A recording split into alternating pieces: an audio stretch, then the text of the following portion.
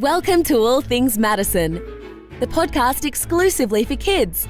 Sure to tickle your funny bone while learning something new at the same time. Here's your host, Madison Lauren. Please enjoy the show. Hey! Happy New Year! Happy New Year. What was that? That was my thing at starting a new year. Was it a Fat Albert impression? No. Well, maybe. I don't know. Anyway, hey guys. Durante here with the Expert Process. And Madison here with All Things Madison. And this year, we're going to try a little something different, at least at the start of the year. Madison had an idea at the beginning of the winter break, and your idea was basically what, Madison? We should do a collab together. Yeah, and we get a lot of folks saying that we tend to work together pretty well. So, Madison, your idea was basically what? We should have a series of interviews with ladies on both the East Coast and West Coast who are industry titans in entertainment, animation, gaming, music, and more. And so I pulled together a few folks that I thought might fit the bill. And we have some ladies that are going to wow and impress you over the next few weeks. With this series, we are calling it the Creative Spark. What gets your creative juices going? So I think this is going to be a wild and fun ride. Right, Madison? Definitely. I think kids are going to learn a lot from this. And I'm really excited too. Just to let you guys know, you're going to be hearing both Madison and myself for the next few podcasts as we share those on both of our personal platforms. Hey guys, Durante here with the Expert Process. And Madison here with All Things Madison. With this series, we are calling it the Creative Spark. What gets your creative juices going? So I think this is going to be a wild and fun ride. Right, Madison? Definitely. I think kids are going to learn a lot from this. And I'm really excited too. In this episode of Creative Spark, we have my dear friend, Marlene Sharp. That's right. Marlene is an industry veteran in animation, licensing, and toys.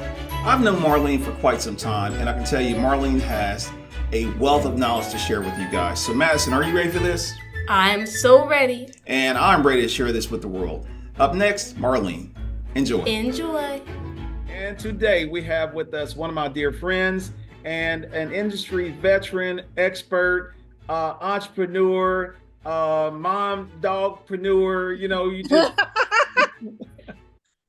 Marlene Sharp. Marlene, thank you. Happy New Year. Thank you for being on the show with us. Happy New Year. You should trademark that, dog mompreneur. Get shirts made and stuff like that. Yeah. Blanche, what do you think of that? She's on board. Yeah, okay. She approves. 4 paws up. Because you have your production company, what's it called? Pink Poodle, is that right? Yes.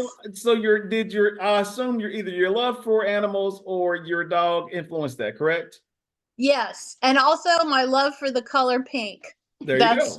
That's as deep as it went into the thinking for that name. 2 things that I love so that I won't mind talking about them. I figured that would be required. So there you go. Tied together. It made it happen, right? It made it work. So Thanks for coming on the show, Marlene. We're going to start off with, you guys have this big thing going on that is just phenomenal with 101 Reasons Why. Tell us more about the project, because I know you've been out actively promoting it, and you've introduced me to the creatives behind that, and I just find it fascinating.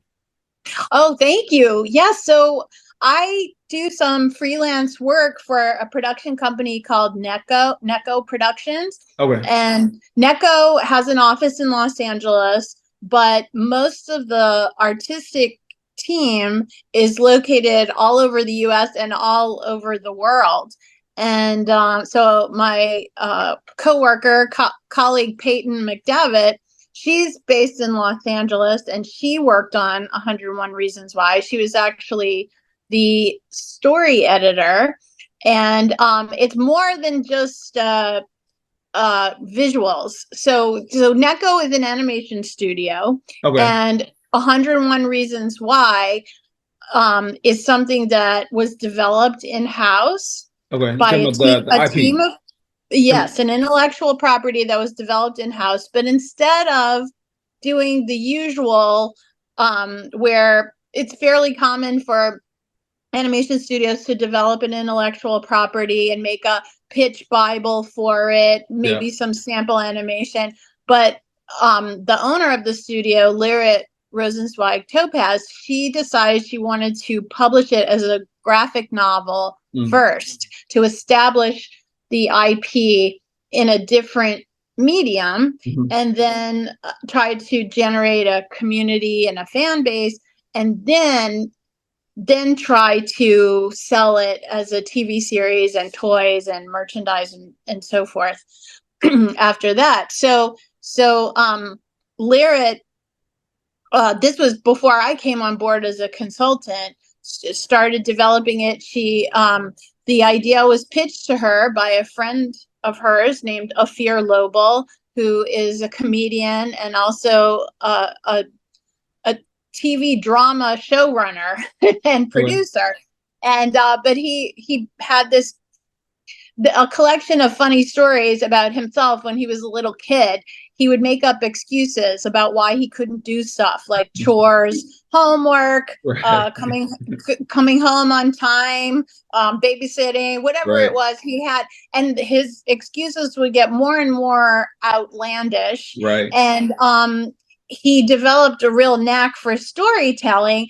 And so he end up getting himself out of trouble just because he was a great storyteller and he could captivate an audience, not because of his honesty or integrity or anything like that. He was a rascal. So the project evolved from his funny stories of him as a kid making up these excuses, 101 reasons why he couldn't do whatever. So this is in the same spirit as Diary of a Wimpy Kid or Dork Diaries or Captain Underpants, Dog Man, those types of properties, and that started off as kids graphic novels. So anyway, Neko Productions, I have worked with them for several years now because they are an animation studio for hire. And when I was at Sega, one of the projects that I worked on was called Sonic Mania Adventures, and it was a companion YouTube series for the video game Sonic Mania. So we produced these shorts for YouTube. They were essentially promotion for the game, but they have entertainment value of their own. And so we needed to hire an animation studio to work with us. And so I interviewed Neko at Lyra, who owns the company, and she was the studio that we picked. And then I ended up getting another job and left Sega right before the contract was signed. I went to work for Level 5, which is another video game company. So when I was at Level 5, I hired Neko to work on Snack World, which is a series that's on Crunchyroll. So we did that together, and then I just stayed friendly with them through the years.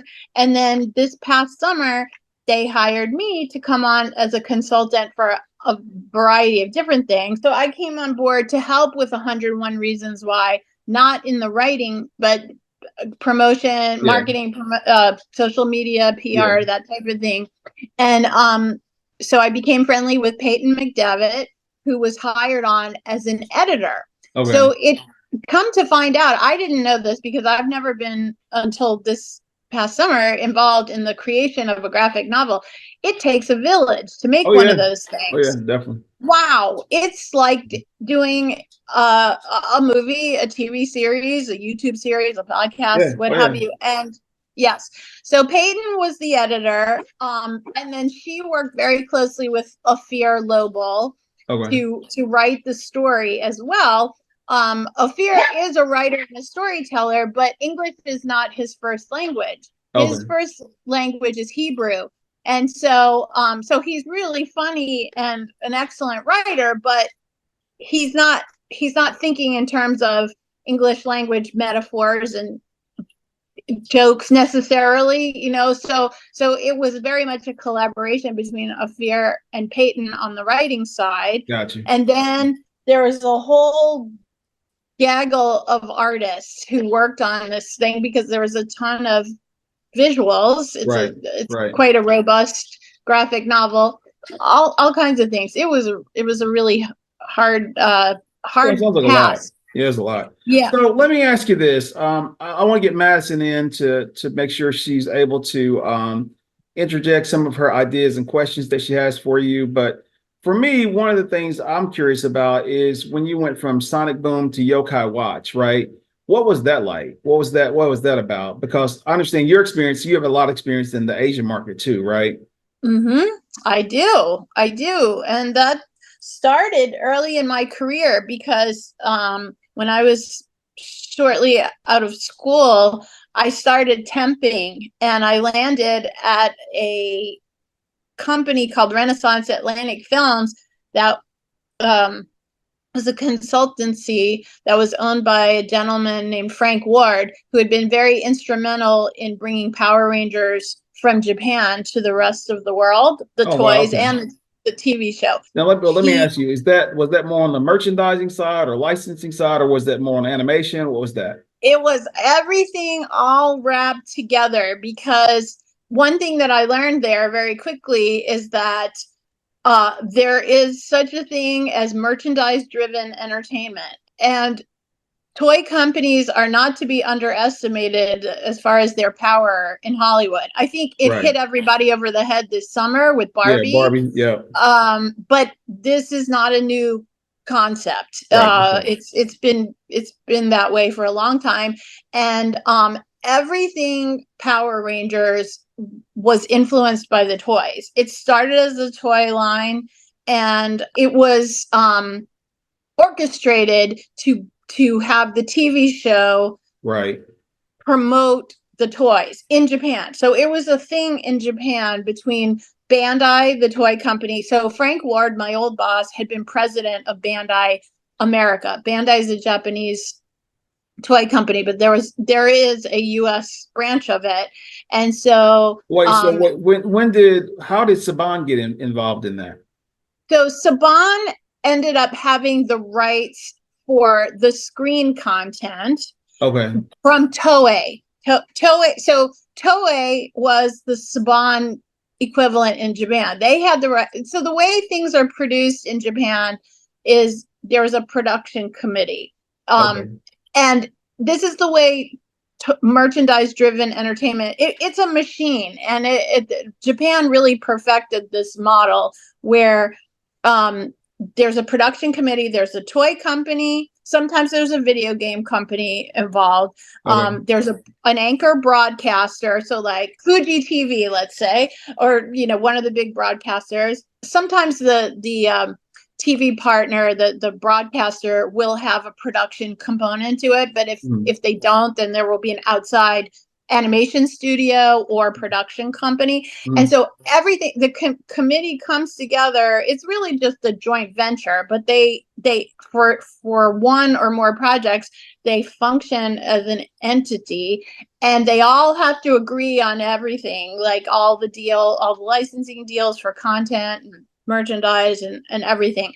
And so Toei had a relationship with Haim Saban, and Bandai had their own branch in the US. So the toy rights went to Bandai in the US, and it was really because of Frank lobbying for it. Like, they were making toys, they meaning Bandai, and then Toei with the screen content. They were making stuff for Japan and doing a fine business. I don't know that they were super eager to export, but Frank got to know Haim, and they started brainstorming, and they were like, how can we expand this business? And so Haim was given the screen rights, and then Bandai had the toy rights. So Frank and Haim had to work together to orchestrate this whole thing outside of Japan. And it took a long time, but actually the way it got,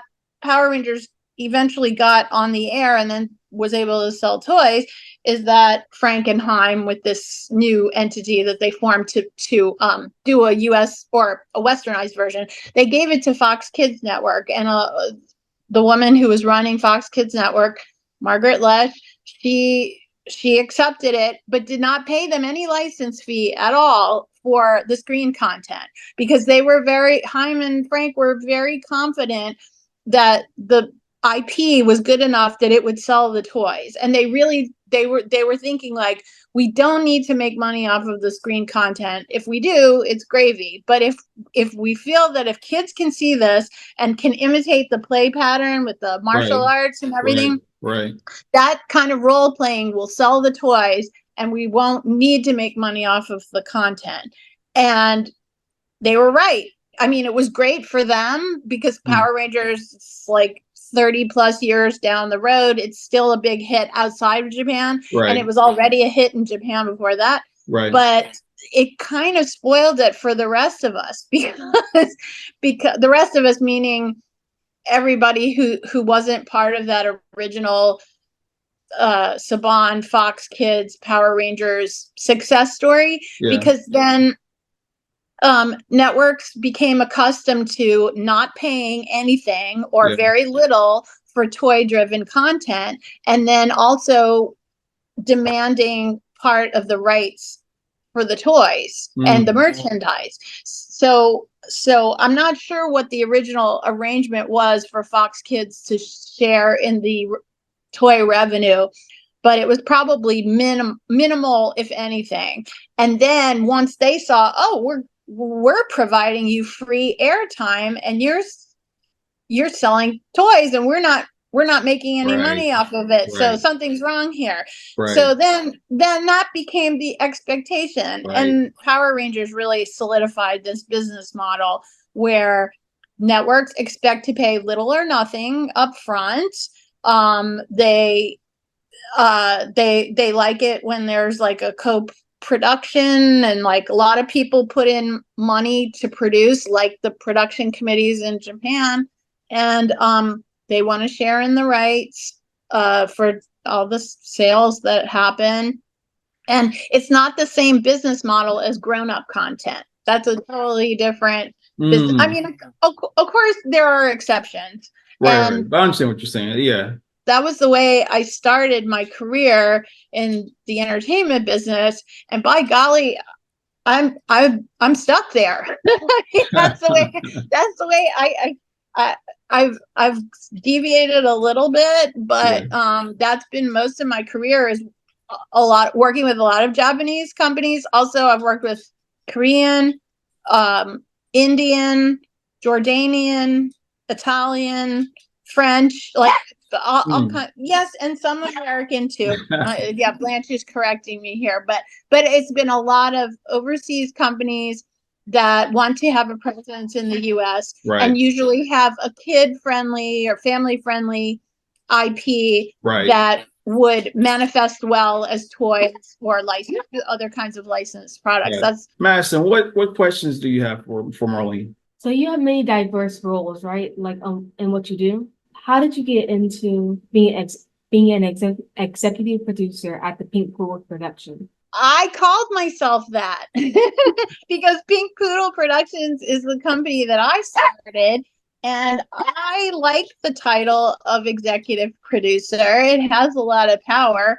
And I'll be honest with you, Madison, not a lot of people or companies have been willing to give me that title. And I have executive produced a lot of stuff, but have not necessarily gotten that credit on the screen. And even in the beginning stages of projects where I feel that I'm insisting that I get that credit, and people even agree to that as part of my being hired, they'll find reasons along the way to not give it to me. The credits are a very weird thing in Hollywood. Explain it to her. Explain to her and the audience what typically an executive producer is.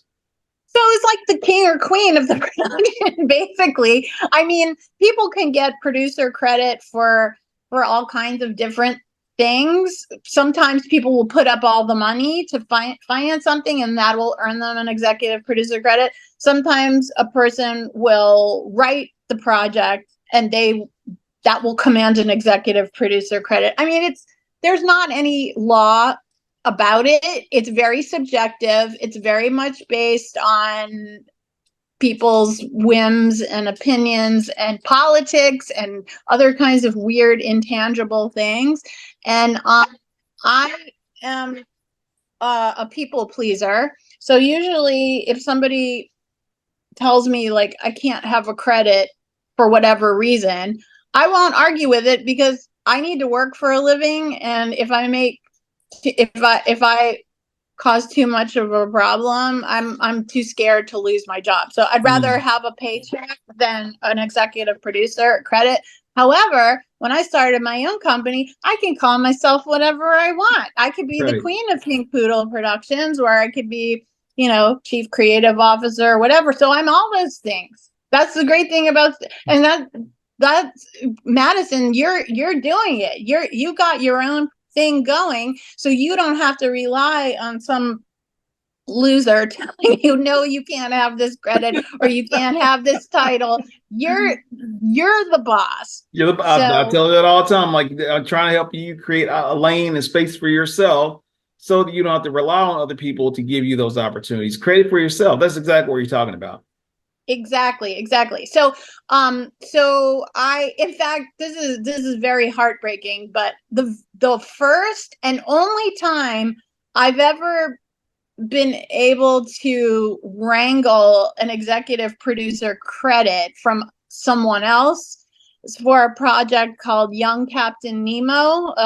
It's a book trilogy that I was instrumental in optioning it and developing it for a company called Rainshine Entertainment. And there was a nice announcement in Variety, and it was a big fanfare that this project, I was working with Jeffrey Reddick, the creator of Final Destination, and, it was a big to do. And basically Rainshine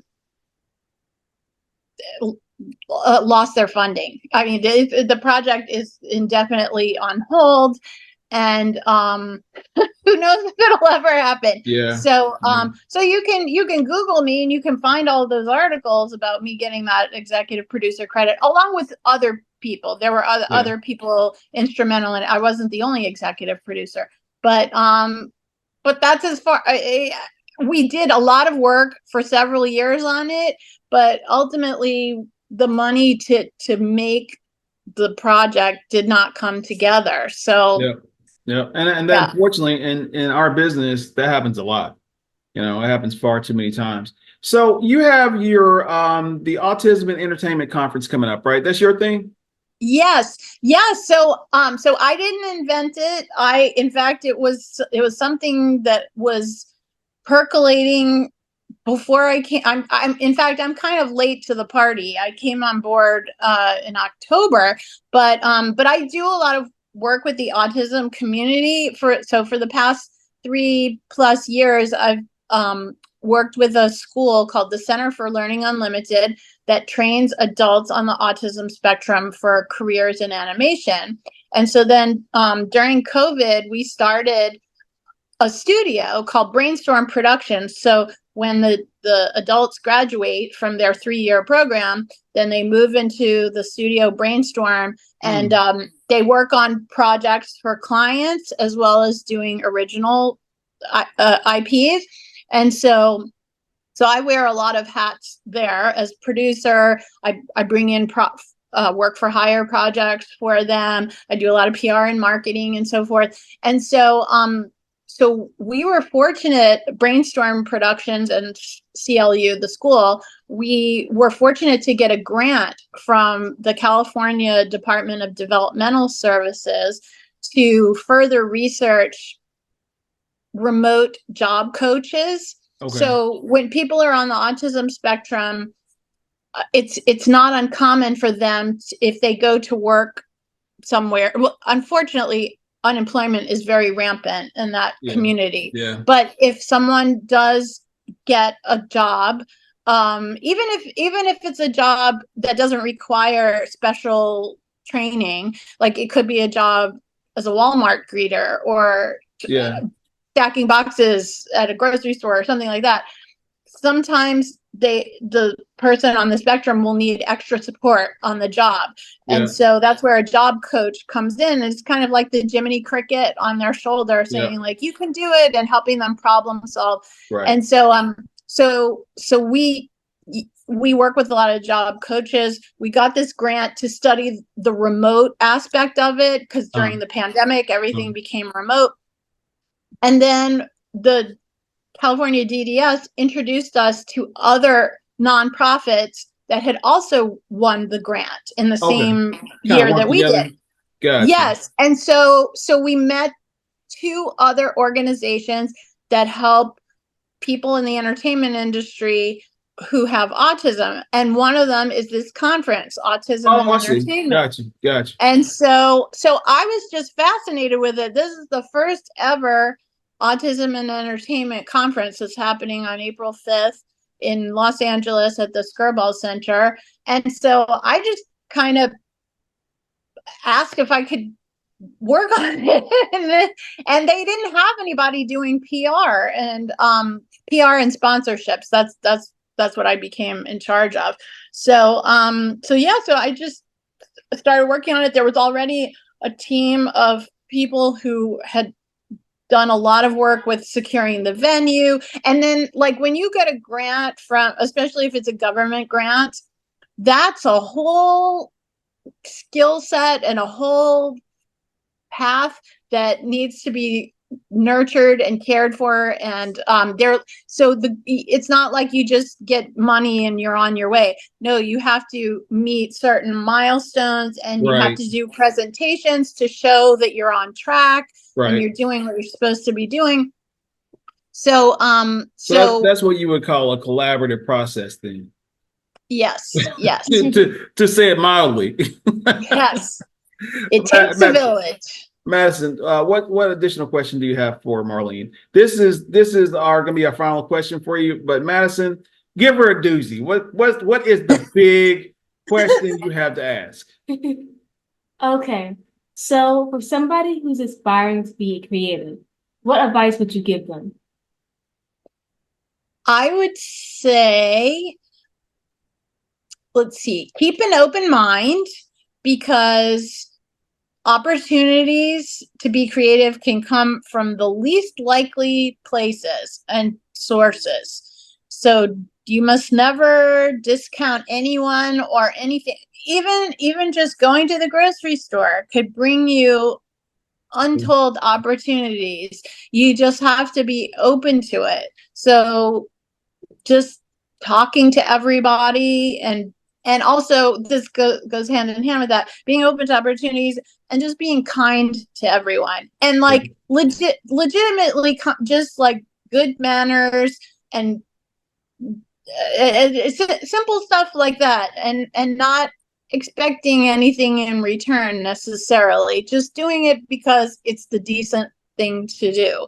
And just being open to all kinds of possibilities and being nice to people, I think, puts you head and shoulders above most of the population who is very self-absorbed. And even if they don't mean to be inconsiderate, they're just very focused on themselves, and everybody is. It takes some effort to focus your attention on other people, but it's also quite therapeutic if you focus on other people. At least for me, it helps me to not get depressed or stay in my own head about things. I'm looking outward, and it's a distraction, and I have suffered with depression for my whole life, so I'm always looking for tricks to make it less intrusive. So so those were they're simple things, but I would say, keep an open mind and be nice to everybody. I agree. That's great advice. Marlene, how can folks find you? Where would you like them to find you at? My website is pinkpoodleproductions.com, and you can find me there. You can send me messages there and so forth.